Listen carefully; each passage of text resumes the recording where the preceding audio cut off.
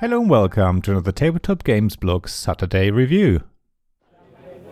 In Tirnanog, Ethereal Queen Titania and Lord Oberon have finally decided to not only end their age-old rivalry, but also to get married. For the big day, they have invited delegations from all the vassal fairies to come together and celebrate the grand occasion. As a fairy noble yourself, you also received one of these invitations. But which role your folk will play in this new combined kingdom is unclear. It is up to you and your delegation to be true fairies and form as many alliances as you will cause. Mischief by Dan Kassar from Dream Cult Game Studio. Taking on the role of a mischievous fairy is promising to be fun.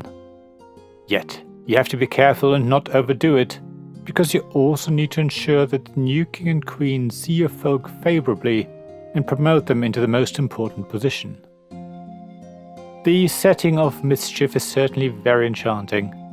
Imagine a long row of tables for each fairy delegation that has been invited to the festivities.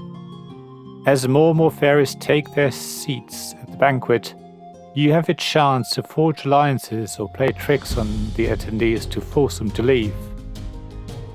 If you play your cards right, you will rise in the esteem of the new king and queen, and the fairy folk that you have formed the closest bonds with will remain at the banquet. As magical and mystical as it sounds, Mischief is really just a card game. It's certainly relatively easy to learn, with very few rules, but it offers a lot of depth in the decisions you make and the tactical choices you are faced with. On your turn, you play a card that is numbered between 1 and 5 and comes in one of 6 possible colors, which represent the 6 types of fairy creatures. You can then swap a card from your hand with one from a face-up card row to try and improve your options. If you play a card of the same color as that of another card already out in play, which represents a fairy guest sitting at the delegation's table, that is 1 digit higher or lower, you make friends with that delegation and gain a friendship token, which is worth a certain number of points, if you still have it at the end of the game. If you can make friends with the same delegation a second time, you flip the token over, making it worth more points and also locking down your friendship with that fairy folk. Nobody can undo that friendship any longer. Cards not only come in one of 6 colors, numbered 1 to 5, but they also come in either dark or light. If you play a card of the same color and number, but in the opposite brightness, you play a trick on that fairy and can gain a prank token. Do that twice in a row and you flip it over to increase its value and lock it down, just like you would for a friendship token. There are a couple more things you can do, but that's all there is to it in principle. It might sound a bit complicated, but once you've played 2 or 3 cards, it all becomes clear. That's when you realize that you need to keep an eye on the other fairies around the table. If someone gets a prank or friendship token, you need to steal it back from them before they can lock it down, unless you think you could get your own token first. You also need to keep an eye on the cards available to swap with those in your hand. You need to plan ahead to either stop other players from scoring or to help yourself score. As the game proceeds, there are fewer and fewer options for you to get a point token yourself. Cards that seem to be really valuable at the beginning of the game suddenly become worthless. The game keeps shifting with every card that is played. You can just imagine fairies flitting to and fro, trying to create new friendships or pranking to influence the delegations that they think will give them the most points. The theme really does come to life and you start to imagine yourself with pointy ears and shimmering wings. At the end of the game, there is one more opportunity to score. Everyone will have a few cards left in their hand that allow them to show their allegiance.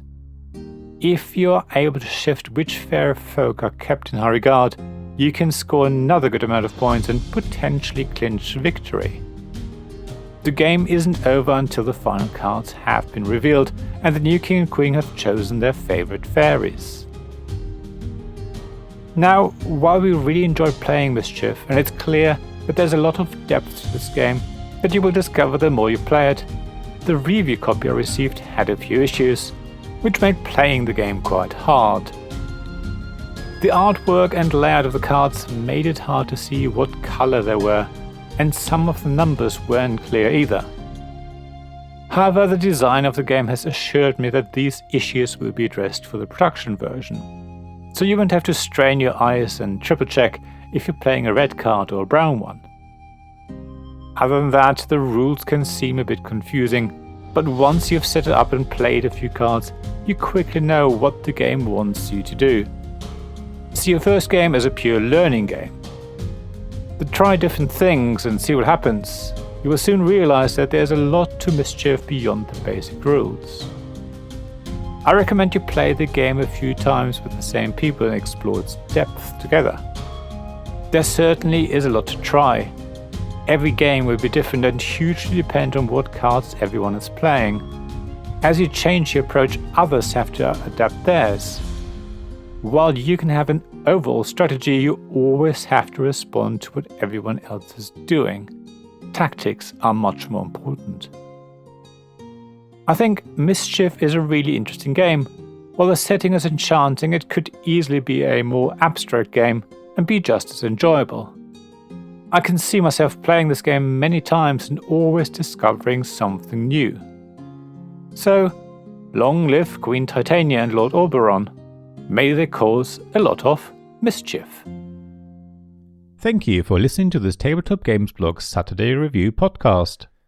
Please check the description below for links mentioned in this episode, as well as to the written version of this article on the blog. If you enjoyed this episode, please subscribe, give us some stars or leave a review. Please also tell your friends about me, and if you want to offer financial support, check out my Patreon and Ko-fi pages, links to which you'll find in the blog at tabletopgamesblog.com. So thank you again for listening, and I hope to see you again soon. This podcast was made possible by the generous help of my supporters. Royal Patron Sean Newman, Magic Champion John Risley, Castle Guards David Miller and James Naylor, Dice Masters Alex Bardi, Paul Grogan and Robin Kay, and Shining Lights Jacob Davis, Gavin Jones, Sarah Reed and Richard Simpson.